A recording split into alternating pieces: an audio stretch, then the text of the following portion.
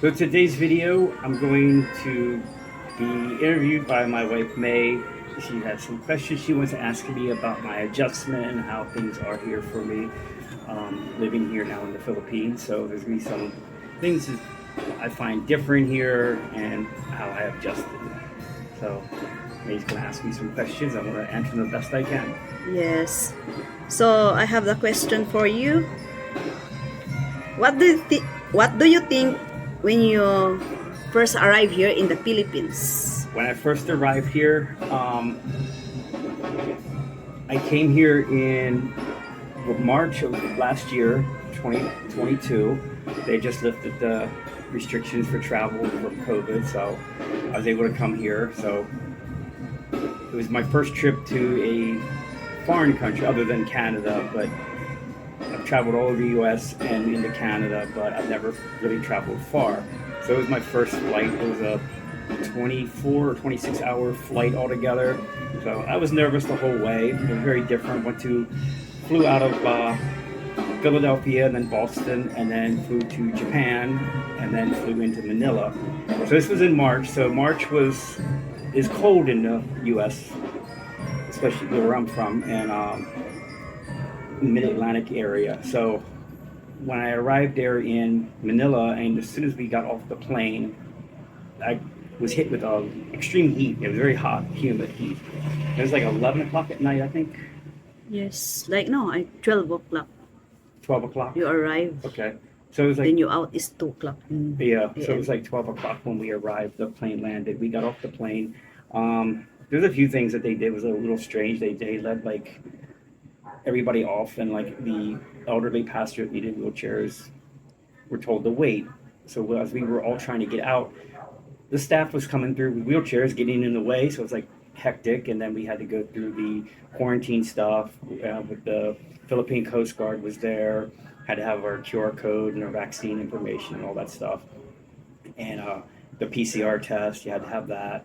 They verified all that, and then when we went to immigration, basically all I said was hello, handed my passport. They stamped it, and I left. And then got my bags, and when I walked outside, it was even hotter. So it was very hot. So that was one. That was my first impression of the Philippines.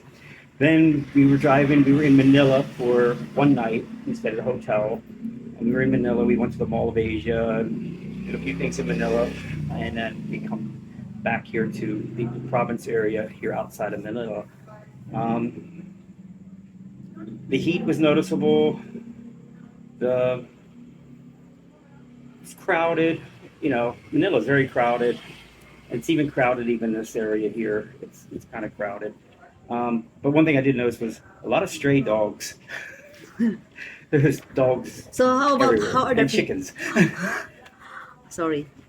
How are the people here? The people are friendly. For the most part, I never picked up too much Tagalog because everywhere you go, the guards at the stores or the people in the stores, they'll speak English to you. Everybody speaks English enough. People like to practice their English on me and try to talk English. They're a little shy sometimes. They laugh about it and things like that. But other than that, it's like the people are friendly. I do notice too that, I mean, it's just maybe a cultural thing. The one thing I told you was that, like, if people want to get by, they just push, and they drive like that too. But it's not being rude. It's just a cultural thing. It's just a little different than U.S. People in U.S. are more individual and keep their space around each other. I find more. Okay. So when you first time here in the Philippines, you go in the bathroom. So how are the bathroom The here? bathroom here is the same as the U.S., except it's common to not use paper. You don't use toilet paper. So you have the tabo, which is a little pail with a handle, and a lot of the bathrooms, they don't even have a tank on the back of the toilet. You just pour the water into the bowl to flush it. So you got to flush the toilet manually with your pail. And you wash yourself off with the tabo. You use soap and water, so you clean yourself every time you use the bathroom. You don't use paper. And I found out after doing some reading that that was one thing, and then also the septic systems here don't really manage toilet paper on a regular basis anyway because it would clog it up, is what I've heard. And then, but I did practice the tableau because talking to you over I teach you the, how to the use. yeah, over the pandemic when you couldn't find toilet paper in the stores, and I would went to 4 stores to try to find toilet paper. And then after I found out about the tableau, I was like, yeah, that would have been a lot easier, and it's cleaner. So I adjusted to that pretty good. And then Uh, also the other thing is the shower. It's you don't have running hot and cold water. You have just the cold water, so you don't have running hot water. So and you a lot of the showers just use the tableau and wash off manually. how about the foods available here? The food is they have a lot of vinegar in the food here. Oh, A lot of vinegar, and then of course May likes to eat fish all the time. So and then every meal has rice. So if it doesn't have rice in it, it's a snack. It's not a meal. Your meal has rice. So, but the food's okay. I've tried a lot of foods. I've tried some foods trying to be more adventurous with the food. The food's okay, but I still find comfort in my comfort foods that I'm used to from growing up. So I had things I like, and those things are available here. It's a little bit more pricey sometimes to find those foods, but it's I can adjust to the food here. If I really had to, I need to just stick to the food here more. So I'm okay with it. so why did you move here in the Philippines? I moved to be with you. Oh, so sweet. We planned our life that, when we were in an LDR relationship, we planned out that said, I'm in the US, it's expensive there, and I'm alone, so I have no kids, so and we were in a serious relationship. So the first plan was you to come to the US. So I was like, well, why would you be in the US when you have a large family and you have kids and they're over here, and then I bring you all the way to the other side of the world at a place with more expensive to live, where I could just be the one that's here and we could be together. So you could we could grow old together, and we have kids here, and you're bigger, your big family here too. What do you miss from America? Of course, my family, I miss them. Of course, I miss them, but I call them all the time. But miss that. Yes.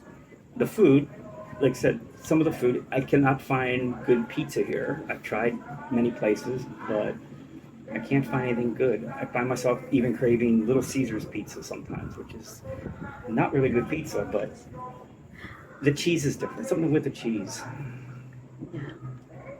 So how about the weather? How is the weather here in the Philippines? It's hot.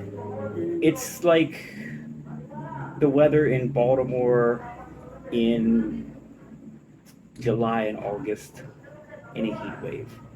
It's like that all the time here almost. There's some days, like tonight, it's cool. It's not bad tonight.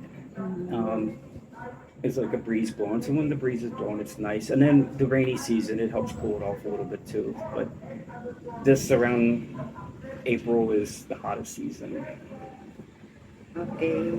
So do you miss cold? The cold weather, not so much. No, I hated the snow. It was nice to look out the window and see it sometimes, but being in it is terrible. I hate it. I never liked the snow, and I don't like the cold so much. No. Okay. So about driving, do you miss not driving? Yes, I drove a lot for work. I was always driving, and I could always just jump in a car. I always had a car, and I could go anywhere I want, anytime I want. So here, not so much. Here we have to walk a little bit, or we walk and get a tricycle, or get in a Jeep, take a Jeep. And we've taken a bus before one time, and it's just public transportation of sorts. So you're kind of relying on that. So you can't like go down the road and see something and say, "Oh, I want to stop in there." I mean, maybe with the tricycle driver you can, but then you got to pay extra for that. They charge you more. So, but it's not so bad if we're just local here. And then when we go out to do my visa, or if we want to go to Manila, it'd be nice if we had a car. But then again, I don't like the driving here is like a lot different. So I'm not sure how much I'd like it. but eventually I probably will get my license here. So how about culture difference here? The culture difference, um, it's not that big of a shock. It's really not that bad. It's like I said, most of the people speak English enough or understand it enough that you can get help if you needed to or what you need to do. Um, One thing is that, I mean, it's a Catholic country, and so me being raised Catholic, it's Catholic tradition's the same, and the church is the same across the world. So most that's all the same. So like when we go to church, we go to mass, and it's in Tagalog, but I know the whole routine of the mass anyway. So, but other than that, it's American culture is everywhere, and it's in all societies. So everybody here watches the same American TV shows and American movies. So they see it's the same culture. There's a few things like some of the superstitions, kind of funny, interesting, especially May has a lot of superstitious beliefs. So we're going to get in another video on that and go through Yes. the superstitions on which she has heard and was raised on, and I can compare some of the things more of the Western side of it, and we can see some similarities in those. But other than that, the culture difference is not that big.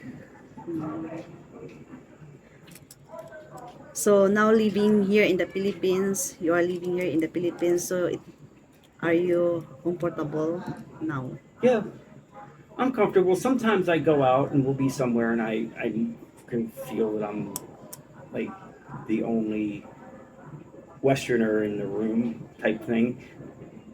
And then sometimes, like when family's over and everybody's talking Tagalog, I get the idea of the conversation sometimes, but if I'm trying to follow along, most of the time I'm not because it's if someone's talking to me, they'll speak English. So, and I'm not worried about somebody talking about me. If they are out in public, I don't care. I don't care what they think anyway. So, but as far as in the home with the family, no, I could kind of get the idea of what the conversation's about. I might not know the details, but I know some Tagalog words. But other than that, it's fine here. I'm comfortable. Um, the whole family's welcoming, loving, accepting me. So as far as in the house here, it's great. No problems. And then out and about in public or in the mall or something like that. Like I said, I do sometimes consciously know I'm the only foreigner around, but and I get some looks sometimes, but not that bad. So, any more questions? So we will continue soon about the other things. Okay. So we can make some more videos again later if we have other questions or if anyone has any questions about life here. Um, just feel free to make a comment below and we can try to answer them the best we can. Like I said, in the future, we're going to try to make a video about the traditions or the folklores in the area, so superstitions and stuff like that. So we'll make another one of them. So hope you enjoyed the video. So that's just my views, my thoughts about being here and my experiences. Everybody's experience is different, so hope that helps answer any questions you might have.